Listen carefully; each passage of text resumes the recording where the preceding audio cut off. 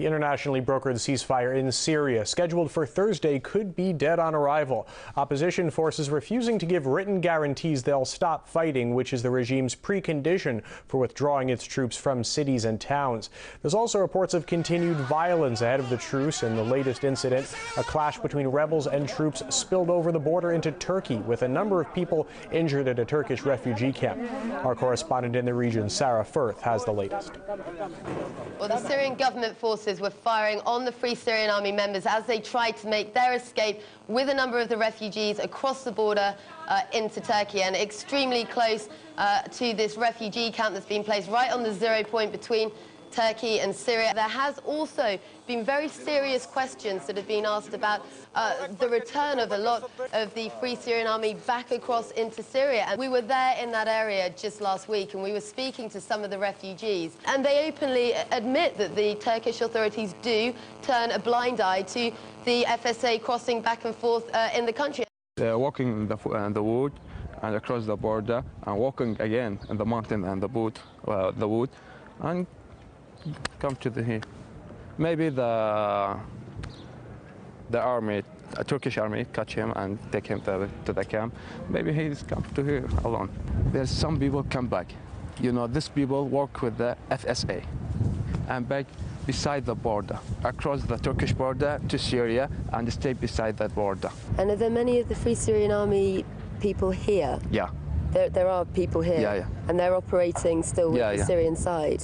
You know, Turkish, the government Turkish, let him go and back to fight. And unfortunately, you have seen, as a result of that, the escalation of these clashes and violence in this area. Well, it absolutely couldn't have come at a worse time, of course. The deadline for that withdrawal of the troops and tanks from some of these conflict areas upon us, and 48 hours after that, of course, you're supposed to have this total ceasefire, Kofi Annan's peace plan. This is now the only card on the table. The Syrian government have asked for the written guarantees for the opposition, saying that Kofi Annan really, as the mediator, needs to be providing that from the opposition side. It's really very, very important that there is some way now that people can find to move forward, rather than just simply, as the Turkish authorities have seemed to do, writing off this peace plan altogether. For more on this, I'm joined by Haitham.avi, a member of the UK-based Syrian Social Club. Well, let's start with the incident at the Turkish refugee camp, which is also where International Envoy Kofi Annan will be heading Tuesday. Do you think it's a coincidence, the timing of that?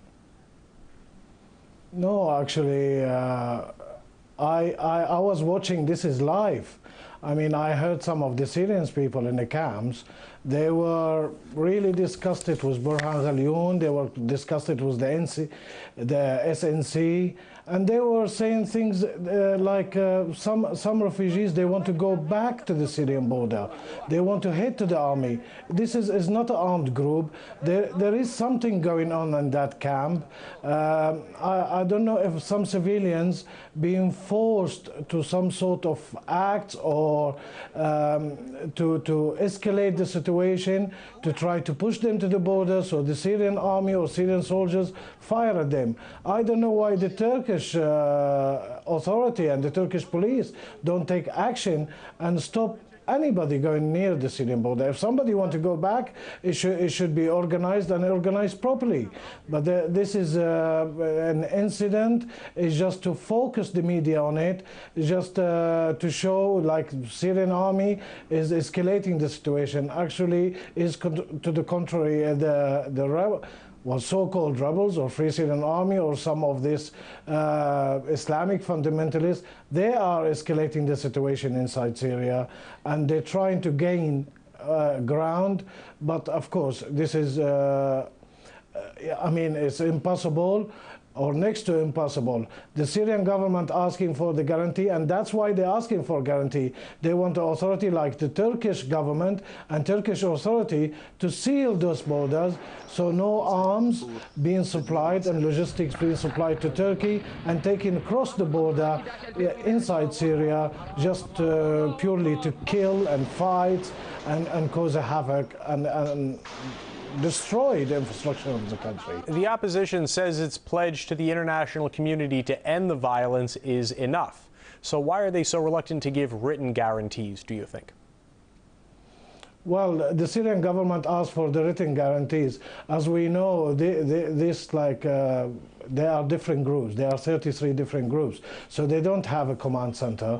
So we want to see what from those guarantees and written guarantees is Kofi Annan, with which group he's dealing with. I mean, there is all sorts of groups, some groups backed by Saudi Arabia, some backed by the Lebanese, some by Qatar, some by Turkey, some by United States itself. So we want to see those guarantees when they come in, and the security forces in Syria will check those. I am sure the security forces has lots of information, and they want to see Kofi Annan talking to everybody, dealing with everybody, and getting everybody on board, not to cause any fighting afterwards. This is the guarantee. We want, as the Syrians, we want the political process to go. We want the dialogue to go ahead.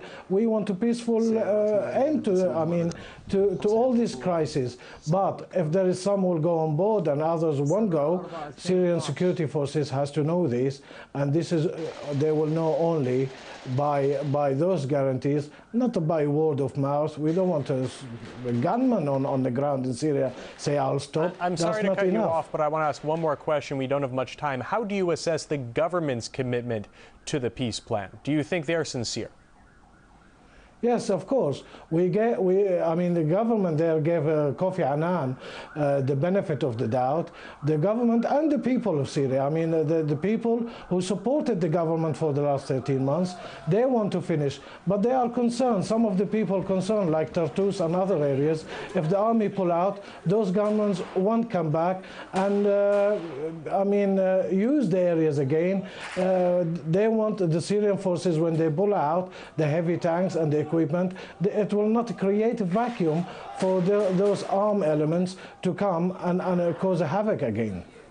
All right. Haitham al-Sbahi, member of the UK-based Syrian Social Club, thanks for your time. Thank you.